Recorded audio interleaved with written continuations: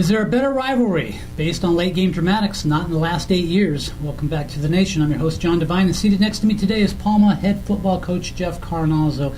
And in 24 hours, Jeff, the Chiefs will renew their rivalry with San Benito and what will decide to Tri-County Athletic title and the last TCAL title before the leagues change with this new format. You got mixed emotions about that at all? Sure. I mean, we've been involved in the TCAL for quite some time, but the fact of the matter is that the teams that we have rivalries with, the Salinases and the Hollisters of the world, are still going to be in there. Sure. And it'll make for some better rivalries, too. Yeah. Now, Jeff, this is a rivalry, speaking of San Benito, dates back to the days when Palma was in the MTL, in the NBL, and, of course, now in the TCAL. There's a lot of history between these two programs, isn't there? There's a tremendous amount of history from back in '84 in the game that I played when we were in the MTL and they were in the bigger league. I can't remember what it was called, but it came down. We played the last non-league game of the season, and it was really exciting. And came down the last second. And teams that I've been on as well as coached, and it's always a great rivalry. It's some of my fondest memories in coaching and playing have involved Hollister. Yeah.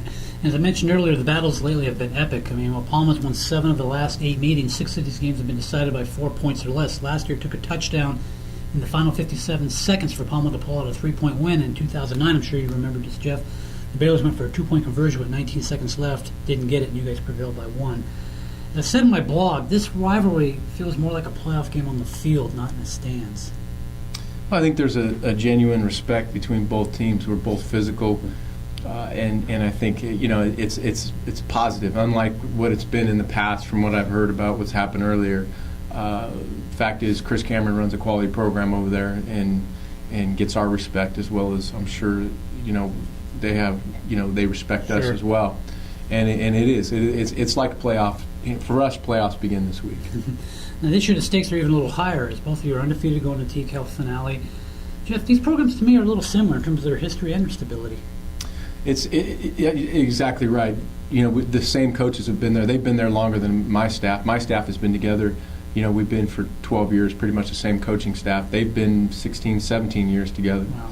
They have a sound, solid offense that they believe in and run every year, and they have a sound defense that they also believe in. And it's how we run our program, and they're strikingly similar programs. And in the last 5 years, any one of those games could have gone either way. And speaking of defense here, that's one familiarity I think this year with the two programs. San Benito has allowed just 24 points in its last 5 games. You've allowed just 23 points in the first quarter this year. Are we looking at a defensive game? Oh, I think so. I think that's it's going to be a defensive struggle. Both defenses have been fantastic all year long, and I like our chances. I like our front line. Our defensive line is playing really well. Linebackers, DBs, everybody's chipping in and playing well. I like our chances there. They are too. They're playing well as well. So when we come back, we're going to bring this guy back for one more segment.